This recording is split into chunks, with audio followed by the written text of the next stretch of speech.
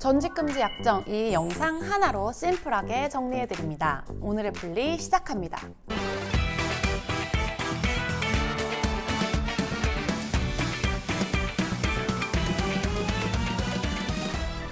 민희진 전 대표가 하이브와의 갈등 상황에서 독소 조항으로 언급했던 경업금지 조항 들어보셨나요? 퇴직 후 몇 년 동안은 유사 업종의 다른 회사에 취직 혹은 창업할 수 없다는 내용의 약정입니다. 전직금지 약정 또는 경업금지 약정이라고도 하는데요. 이게 무효라는 얘기도 있고 유효라는 얘기도 있어서 많이들 혼란스러워 하십니다. 오늘은 이 전직금지 약정에 대해 대법원 판례를 기준으로 심플하게 정리해드리겠습니다. 먼저 전직금지 약정, 정확한 의미는 근로자가 퇴사한 후에 일정 기간 동안 경쟁업체에 취업하거나 동종업계에서 사업을 영위하는 것을 제한하는 계약입니다. 쉽게 설명드리면 음식점의 경우 그만두더라도 같은 메뉴를 파는 음식점은 차리지 않겠다, 이런 취지로 채용할 때 약정을 하는 겁니다. 이런 별도의 약정을 체결할 수도 있지만 보통은 이 근로계약서에 여러 조항 중 하나로 포함되어 있습니다. 계약서의 제목이나 형식이 어떻든지 간에 내용상 이런 취지를 담고 있으면 그게 바로 전직금지 약정이라고 보시면 됩니다. 하지만 약정을 체결했다고 해서 무조건 효력을 인정받을 수 있는 건 아닌데요. 과연 어떤 기준으로 전직금지 약정이 유효하다고 판단하고 있을까요? 회사 입장에서는 근로자가 우리 회사에 다니면서 알게 된 영업비밀이 있을 텐데 이걸 경쟁회사에 바로 취업해서 써먹으면 정말 곤란하겠죠. 그래서 전직금지 약정의 필요성은 충분히 인정이 됩니다. 그렇다고 무한정 전직금지 약정 효력을 인정해주면 근로자는 이 회사에서 퇴직한 이후 먹고 살 길이 막막해지겠죠. 그래서 판례는 일정한 요건을 준수한 전직금지 약정만이 유효하다고 보고 있습니다. 판례가 제시하는 요건들 중 중요한 것들 몇 가지 정리해드리겠습니다. 첫 번째, 보호할 가치가 있는 사용자의 이익이 있는지를 봐야 합니다. 전직금지 약정을 통해서라도 회사에서 근로자의 이직을 막아야 하는 합리적인 이유가 있어야 한다는 겁니다. 회사에서 영업 비밀을 직접 취급했던 사람이라든지 고객 관리를 맡았던 사람이라든지 해서 이 사람이 이직을 하면 회사의 중요한 자산이 유출될 가능성이 있다고 인정돼야 합니다. 두 번째, 제한의 범위가 합리적이어야 합니다. 전직금지의 기간, 지역, 그리고 직종 이런 것들이 합리적인 범위 내에 있어야 한다는 건데요. 예를 들면 내가 대전에서 뭘 판매하는 회사인데 한반도 전체에서 동종 영업을 못하게 한다든가 퇴사 후에 10년, 20년까지 취업을 못하게 한다든가 아니면 전혀 관련이 없는 직종의 일까지 못하게 한다든가 하면 이건 무효라고 보는 겁니다. 일반적으로 기간이 문제되는 경우가 많은데 최대 2년 정도가 넘어가면 효력이 부인되는 경우가 많습니다.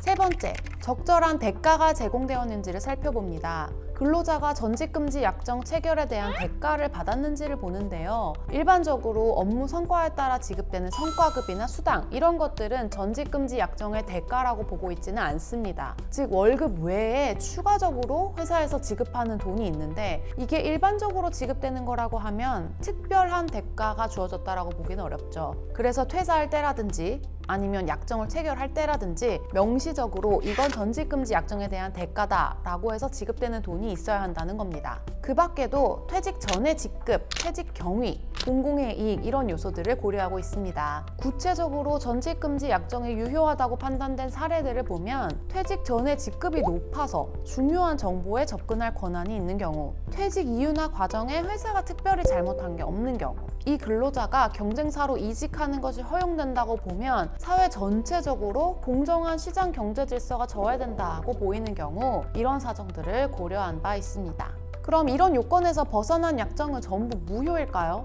이미 나는 전직금지 약정을 체결했는데 판례가 말하는 요건들을 충족하지 않는다면 아무 소용이 없는 걸까요? 꼭 그렇진 않습니다. 판례는 전직금지 약정이 근로자의 자유를 지나치게 제한한다고 판단하는 경우에도 이게 합리적인 범위로 제한할 수 있다라고 하면 그 범위 안에서는 효력이 있다고 봅니다. 예를 들어서 전직금지 약정 기간을 5년으로 약정을 했는데 이게 과도하게 길다라고 보면 전부 무효가 아니라 아까 말씀드린 것처럼 한 1, 2년의 범위 내에서는 유효하다고 인정을 하는 거죠. 앞서 말씀드린 것처럼 대전에서만 영업하는 회사가 한반도 전체에서 취업 금지를 약속했다면 적어도 이걸 대전 내에서는 유효한 것으로 인정할 수도 있다는 거죠.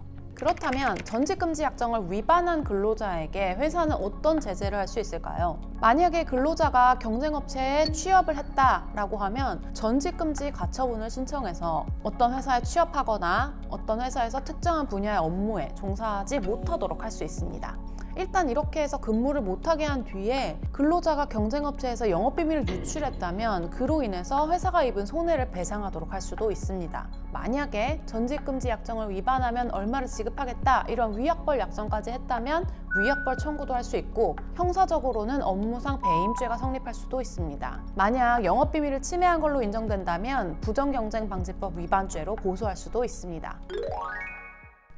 그럼 오늘 말씀드린 전직금지 약정 심플하게 정리해 보겠습니다.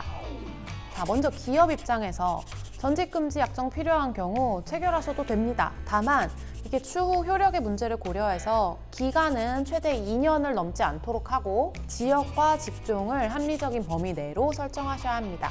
그리고 근로자에 대한 적절한 별도의 보상을 제공하면서 이 약정을 통해서 보호하고자 하는 자산이 무엇인지 명확하게 특정할 필요가 있습니다. 근로자 입장에서 보면 효력이 인정될 수 있는 범위를 정확히 알고 계약을 체결하셔야 하고요. 퇴사 후에 이 약정을 위반하고 바로 경쟁업체에 취직하면 민형사상 책임을 지게 될 수도 있음을 명심하셔야 합니다. 오늘 추가한 플리 심플하셨나요? 마음에 드셨다면 구독, 좋아요, 알림 설정까지 부탁드리겠습니다. 이상 심플리 신변이었습니다.